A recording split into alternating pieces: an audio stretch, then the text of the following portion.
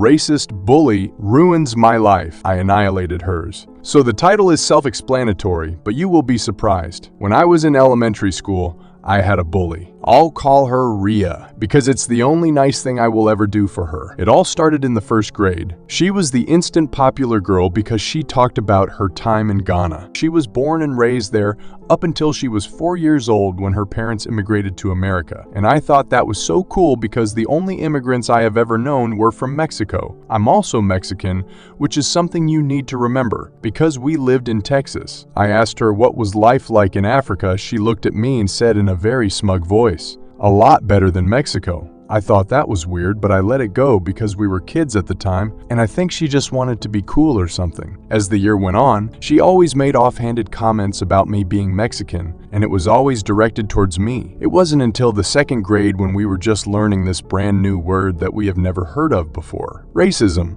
7-year-old me at the time vaguely understood it because my mom taught me the words that were derogatory towards us and wanted me to be aware of them. Anyway, we were watching a cartoon about Martin Luther King Jr., and we were at a scene where the protesters were being unjustly arrested. I thought it was cruel and didn't think it was fair. Rhea, though, looked at me and shouted, "A beaner like you would never understand." For those who don't know, the word beaner is a slur against Latin people. Sure, it's not as disgusting as the N-word, but it is a disgusting word to people like me, and I've been called that a lot of times even back then. I was horrified being called that in the middle of class, and I looked at my teacher, who just shrugged her shoulders and went back to the show. I couldn't believe it.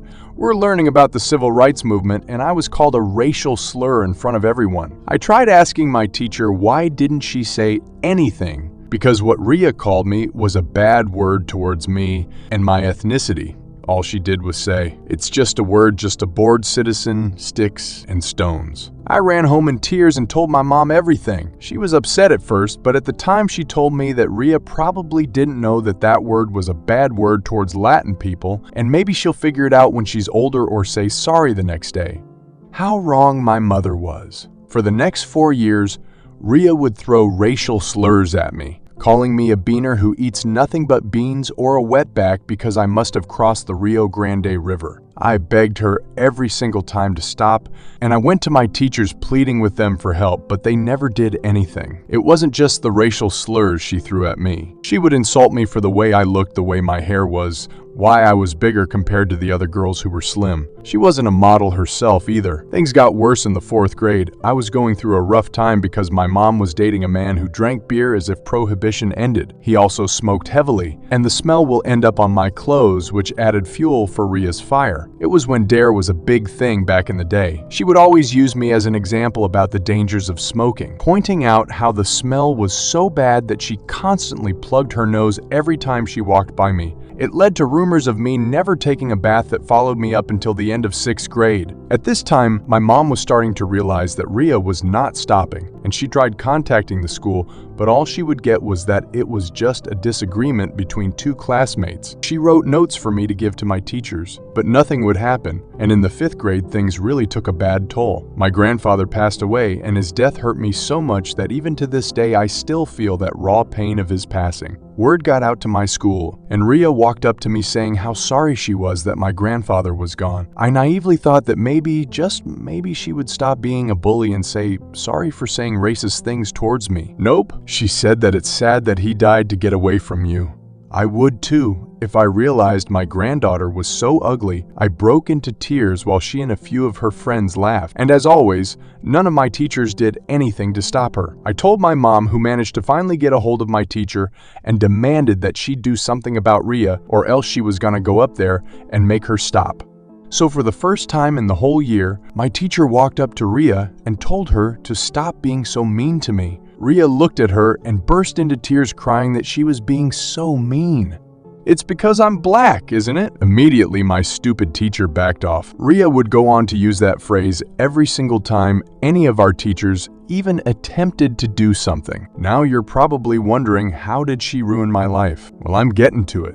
Things slowly quieted down when I was in 6th grade, but Rhea was plotting something. I used to draw anime a lot. I wasn't any good, but I practiced every single day, and slowly my skills were improving. I was drawing the main cast of Sailor Moon during free period, and it was a decent first attempt, really. For once, There were no stray pencil marks and I didn't have to erase as much. I left to go to the bathroom, and when I came back, my drawing was ruined. It had pen marks everywhere with the words Beaner and Wetback in permanent marker all over it. I was devastated and broke down. I worked so hard on that drawing and it was vandalized with hate. I looked over to a group of desks where Ria was sitting and I saw her laughing. She and a couple of her girlfriends were saying how funny it was I was crying over a stupid picture, and I saw that she had that stupid permanent marker in her desk. I marched up to her and yelled at her. I demanded to know, what is it about me she hated so much? Why was she acting like a racist towards me when I did nothing to her? I was crying, I was screaming, and my teacher told both of us to go to the office. I thought we were finally going to solve the issue, but as always, I was wrong. My principal looked at the both of us and said that I should apologize to Ria. Me. What? Principal. Apologize to Ria for yelling at her. Just because you're upset over a drawing doesn't mean you have to yell at a classmate for it. Me. But she ruined my drawing. She wrote slurs all over it. I should point out that she even had permanent marker stains on her hands. Me. Why aren't you telling her that you don't tolerate racism in this school? Why are you always taking her side? Principal. I'm not taking sides, young lady, but those are just words, sticks, and stones. I honestly didn't know what to feel at that moment. I realized that Ria was getting away with her racism and there was nothing I could do about it. I still refused to apologize, and the principal called my mom, who demanded that the principal should do something about Ria, but nothing happened as always. After that incident, Ria was emboldened at the fact that she could get away with the bullying and made my life hell. She destroyed me. It was to the point where I could no longer draw again. Even to this day, if I even tried to draw a character I liked, I would break into tears and just stop. My mom tried everything. She pleaded, she demanded, and she threatened, but my school just brushed it off as an overprotective single mom who just didn't like seeing her overly sensitive child hurt. In my mom's perspective, from what she told me, she watched as her happy-go-lucky little girl slowly morphed into a sad and combative teenager. I developed a hatred towards my own ethnicity, and I cried that I wished I was white because I hated being called those words, and I hated the way my face looked because I could see my Native American features. That's right, I'm indigenous too. She made me hate myself. It was only after elementary school did the bullying finally stop because she went to a different junior high school, but just because I was able to get away from her didn't mean that the effects of her bullying stopped. I had to go to therapy to get rid the terrible things she said to me out of my head and slowly regain myself as a person. My family, who knew of the bullying, gathered around and gave me unconditional love and support, all the while telling me stories of our ancestors who started our family, how they fled Spain during the Texas Revolution. I even went to the tribe I was descended from to help gain a better understanding of my indigenous roots, and they helped me immensely as well. Ria and I ended up going to the same high school, but I avoided her like the plague because I wanted nothing to do with her or her bullshit. Ria was a model student, and during Black History Month, we used to have an assembly where we talked about the great black figures in history. She would always go on the podium and talk about how proud she was of her race and that we should embrace everyone of different race, religion, and all that good stuff. It took all of my willpower and constant reminding of myself that what happened in elementary school was in the past to not laugh and roll my eyes. I just thought she was a piece of work. Fast forward to 2021. I was packing up my room because I was getting ready to move some of my stuff to my new house with my then fiancé, now husband, while we were planning our wedding. I was reading a book on my phone when I got a notification from someone I hadn't seen since high school. It was Ria. I'm an adult now, so instead of feeling the terrible anxiety I would always feel whenever I would get a note from her, I just looked at it annoyed and wondered what the hell did she want and opened it. Apparently, she was hosting our elementary school reunion because the old building was being torn down in place of a new one. She was inviting everyone who went to school there so we can say goodbye. Honestly, I didn't want to go because that school has done nothing but bring me grief and anger. Just driving by it over the years would make my heart pound uncomfortably. I wanted to decline, but I thought to myself, that stupid school will be destroyed. Why not spit on it or something? And then something sparked in my head. This could be my last chance to expose Ria for what she really was. Ria, the no-good racist who takes joy in other people's misery. And it wasn't just me she threw racial slurs at. She was like that to everyone. From the girl who was from Delhi to a Chinese student who ended up transferring to a different school because he couldn't take it anymore. The planning Having dinner with my mom, I asked her if she remembered the girl who used to bully me. She gripped her fork and said that she did remember and how much she hated her. I asked her if she remembered going to the school many times to complain about her, and she said yes, and that she had written down everything that was said. And knowing my mom, she never threw anything away because it was important documents. I decided to look into her old files and I found them. It was not only the notes mom took, but it was also full of the hateful messages Ria wrote to me, even my Sailor Moon drawing that had those terrible racial slurs on it. The terrible feeling of self-hatred and sorrow came back in full. I was close to tears seeing that drawing and those notes. I really wanted to know why she had so much hate in her heart. After calming myself down,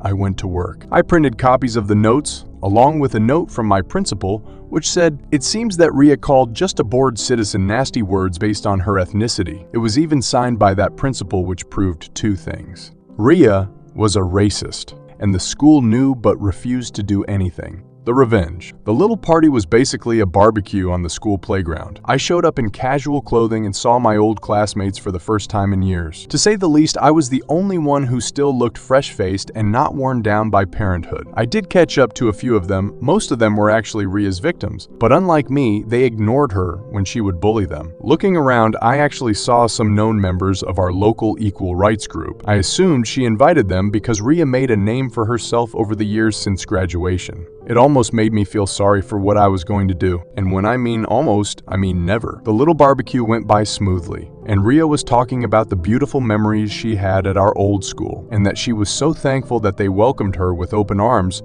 because she was an immigrant from a faraway country and was worried of not being able to belong. I remembered how proud she was when she first walked in our class. No fear at all. After her passionate farewell speech, everyone in our class took turns saying their own farewells. They half-assed their speeches, and some just said that the school was awesome. When it was my turn, I looked around and saw everyone staring at me. Ria is standing there with a confident smile on her face, as if she thought that I was so beaten down that I would just say whatever with the school, and that's it. But nope. Over the years since graduation, I sort of developed an I don't give a F attitude. I say what I say and I will do a microphone drop if I have to. I talked about how I was so nervous going to the school because it was something new, and I knew that it would lead me to a path of adulthood. I talked about how this damn school had brought nothing but nightmares, horrible teachers, and a terrible student who bullied me so much that my poor mother had to spend thousands of dollars of her life savings just to give me therapy because I could not function well. I then looked at Ria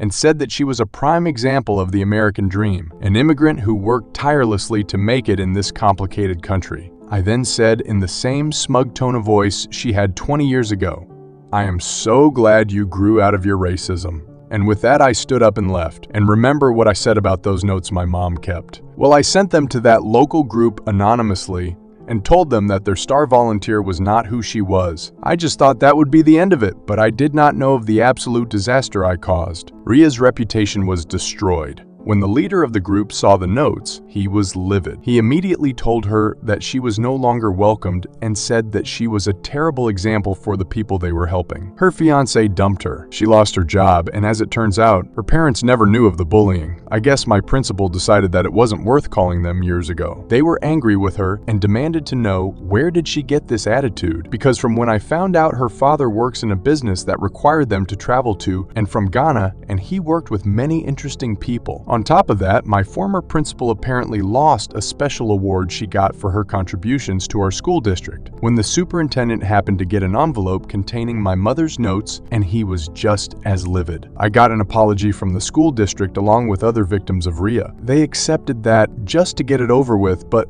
I politely refused, saying that it was too little too late. I did get comments from my former classmates saying that I should have just let it all go, but here's the thing, I did get over it. I wanted nothing more than to just close that chapter in my life and move on, but seeing her name in that email really triggered something in me, and knowing that she was running around saying things which was opposite of what she really believed, I wanted her to feel broken the same way as I felt. My mom was neutral about it. I don't resent her because she did everything she possibly could to stop the bullying. I'm thankful for that because for some people, their parents do absolutely nothing about the bullying. I'm in a much better place now. I moved out of state after I got married and I'm happy. Ria has attempted to contact me demanding I apologize for ruining her life, but I just ignored her and blocked her. I wish I knew why she had so much hatred. I was never rude to her. I thought she was cool that she was from Africa. I love their culture, and I thought it was awesome that she was a part of it. I also wish I could draw again because it was my only escape from the troubled life I had, aside from the bullying. I'm just glad I was able to regain love for who I am as a person of Mexican descent and of indigenous background, because she really made me feel like I was worthless for it. That's the story of how I ruined the life of my racist bully. With the plot twist was that she was black and I was Mexican. Sure, the words she said were probably just words, but those words were very derogatory to me and many people of my ethnicity, and it's just as degrading as being called an N-word to a black person. And it also shows that even black people can be the worst racists. I'm not saying that all black people are racist, because I've met amazing black people in my lifetime who truly believe in racial equality. I wanted to keep this to myself, but after seeing the terrible attacks on Asian Americans since the stupid pandemic happened, I noticed that it was sparking a big debate on who should be charged with hate crime. We're still not there yet when it comes to truly being equal regardless of race, gender, religion, and orientation, but little by little, we are becoming a little bit better. Not much, but a little bit. I just wanted to get this off my chest, and please don't make the comments into a debate. I'm really not trying to start anything, I just wanted to tell how I finally got my revenge. Edit. Okay, I really meant it when I said I wasn't trying to start anything when I posted this, but because some people are doubting this, which I'm not surprised, let me clarify a couple of things for you. Why did I still have those notes? Because the bullying happened before social media became a big thing. It was the early 2000s. She saved those notes because I think she was planning on going to the district, but by the time she was able to even consider it, elementary school ended and Ria went to a different junior high. Where does she learn those words? When she first called me Beaner, she noticed my reaction. Bullies will tell you anything just to get a reaction out of you. The strongest reaction, the better. I even told her not to call me that word because it was a slur,